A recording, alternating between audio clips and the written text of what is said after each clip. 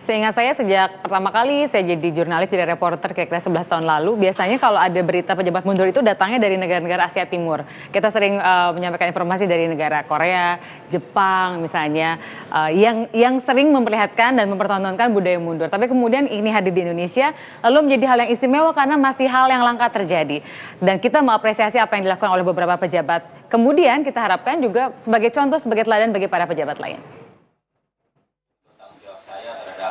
Hal ini saya dengan ini menyatakan berhenti jadi Dirjen Perhubungan Darat. Joko Sasono bukan pejabat pertama Kabinet Jokowi yang mundur. Beberapa waktu lalu Dirjen Pajak juga mundurkan diri karena tidak mampu memenuhi target pajak yang ditetapkan pemerintah. Budaya mundur sudah seharusnya dimiliki para pejabat yang sudah menyadari ketidakmampuannya dalam melaksanakan amanah rakyat. Apalagi bila dalam melaksanakan tugas selain tidak mampu juga disisipi dengan berbagai konflik kepentingan. Sebut saja Menteri BUMN Rini Sumarno yang sudah direkomendasikan Pansus Pelindo untuk diganti tetap tidak mau mundur. Selain itu ada Jaksa Agung yang disinyalir syarat konflik kepentingan karena statusnya sebagai kader Partai Nasdem. Nah, kalau kita melihat perjalanan Prasetyo selama setahun, memang ditemukan ya konflik of interest itu ya. Tapi ketika sudah jadi Jaksa Agung harus profesional. Tidak boleh terintervensi untuk kepentingan partainya atau kepentingan lain selain kepentingan hukum. Para pejabat termasuk Menteri dan Jaksa Agung seharusnya mencontoh jajaran eselon 1 mereka yang menyadari ketidakmampuan dengan mundur dari jabatan. Bukankah lebih terhormat mundur daripada menambah daftar masalah sehingga pemerintahan tidak dapat bekerja efisien dan pada akhirnya presiden atau bahkan rakyat yang memundurkannya. Tim Liputan MNC Media melaporkan. Kita lanjutkan lagi, kalau Anda baru bergabung dengan kami, kita tengah berdiskusi, berdialog, ngobrol dengan 3 orang tamu saya soal budaya mundur kalau kemudian tidak mampu atau gagal melaksanakan amanah yang diembankan kepada dirinya. Tadi kita singgung soal menteri gitu ya, kan di atas dirjen ada menteri. Kita berharap kemudian nggak selesai di eselon 1. Mereka ini kan pejabat karir begitu sampai di titik tersebut, ada yang lelang jabatan. Tadi kalau disinggung soal menteri misalnya, dalam tayangan tadi kan kita juga melihat apa yang kurang sebenarnya Mas? KPI-nya yang nggak jelas sehingga bingung menentukan sikap mundur atau memang mentalitas individunya yang belum sampai ke sana? Pilar bernegara yang sudah mapan itu kan ada pilar birokrasi, ini profesional ya. Ada pilar keamanan, pilar polisi, ada pilar politik. Nah di Indonesia yang dominan pilar politik. Pilar politik kadang ngacak-ngacak. Pilar birokrasi yang profesional. Sehingga kalau kita lihat ya, banyak orang yang lebih berkompeten mengendalikan birokrasi itu. Tapi ini diisi politik, orang politik.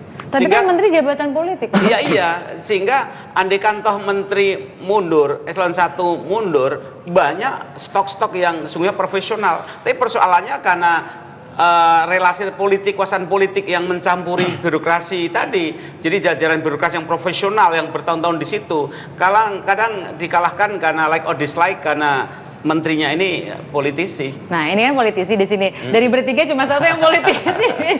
Jadi Pak Hidayat 281, maaf ya Pak. Dianggap kan tidak lagi voting sekarang. Oh, tidak lagi voting, betul. Nggak ada hubungannya antara 21 atau enggak. Jadi ada kekhawatiran bahwa para politisi itu malah memberikan warna yang nggak positif, malah politik itu dianggap justru politisasi, bukan membuat kinerja jadi lebih baik, birokrasi jadi lebih baik. Pak Hidayat. Ya memang tinggal bagaimana cara memandangnya aja ya. Kalau memang mau diarahkan ke menjadi negatif bisa, kalau menjadi proporsional bisa. Tapi kalau objektif positif nggak sih Pak? Objektivitas itu yang perlu diobjektifikasi lagi. Kata kuncinya adalah kita selain di negara yang mempergunakan sistem demokrasi, tapi kita juga negara hukum. Aturan-aturan tentang hal ini relatif kan juga terukur gitu ya.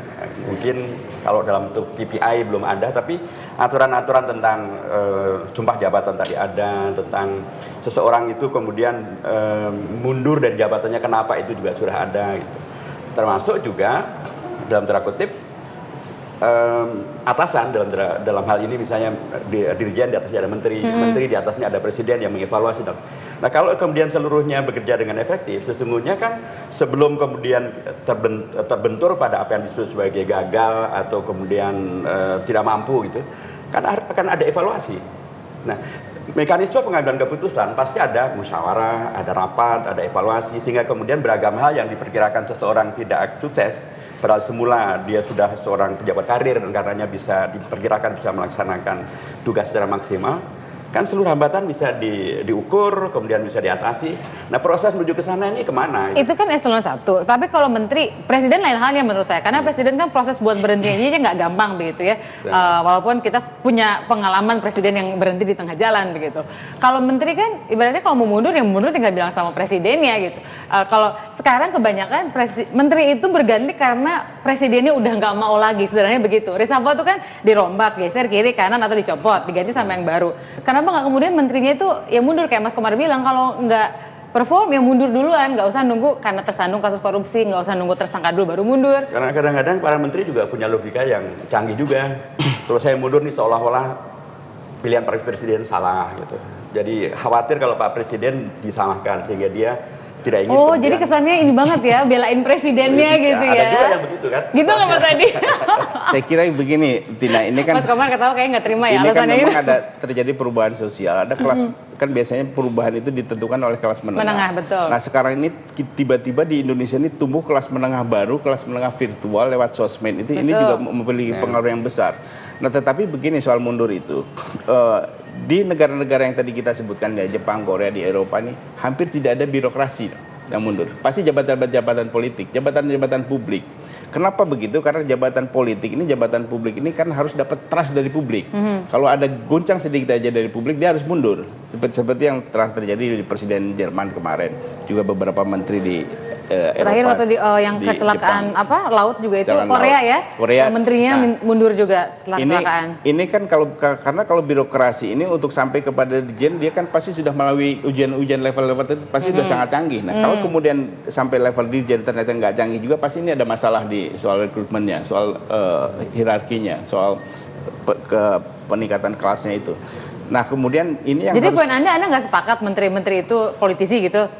menurut saya sih harus dipelopori justru oleh orang-orang politik, oleh pejabat-pejabat publik. Nah, contohnya misalnya hampir di seluruh dunia kalau ada menteri baru dibicarakan terindikasi korupsi, dia harus mundur. Jangan menunggu sampai jadi tersangka kayak soal Andi Malarangeng ini kan salahnya karena dia sudah jadi tersangka kemudian mundur.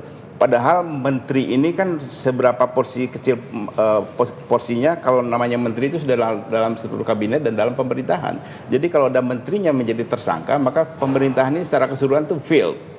Nah, contoh sekarang Jaksa Agung. Jaksa Agung disebut-sebut di dalam sidang, di dalam BAP di KPK bahwa ada orang yang istrinya Gatot itu kan mau memberikan uang untuk Jaksa Agung. Ini kan yang kemarin terjadi juga di PKS.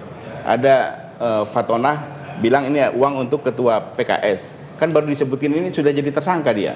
Padahal ketika diperdengarkan di pengadilan ternyata tidak ada kata-kata Tidak ada kata itu. Nah, ini kan ini sudah terbukti. Nah, menurut saya sih mestinya Jaksa Agung ini kan dari Nasdem. Nasdem itu jargonnya restorasi. Restorasi ini kan diambil dari Jepang, zaman restorasi Meiji. Restorasi Meiji itu ada nilai-nilai Bushido, ada harakiri. Nah, mestinya memberi contoh nih. Jaksa Agung itu harakiri politik. Tapi lah. gini, ada juga mengatakan bahwa apa yang disampaikan di persidangan memang di bawah sumpah. Tapi kan bisa juga harus dikonfirmasi dulu. Nggak semua kemudian setiap orang yang disebut nama di persidangan lalu kemudian dianggap sebagai tersangka. Tapi begini, kayak yang di Presiden Jerman ini kan hanya disebut. Kemudian orang percaya, antara percaya dan tidak percaya. Nah, sebagai pejabat publik harus dapat trust publik. Ketika ada sedikit orang saja yang meragukan integritasnya, sudah fail sebagai pejabat publik. Nah, apalagi ini dan tidak ada bantahan. Tapi kalau kayak gitu berarti banyak menteri kita yang harus mundur dong? Memang harus. Kita lanjutkan sesaat lagi pemirsa. Kayak kalau kayak gitu kebanyakan yang mundur kasihan presiden.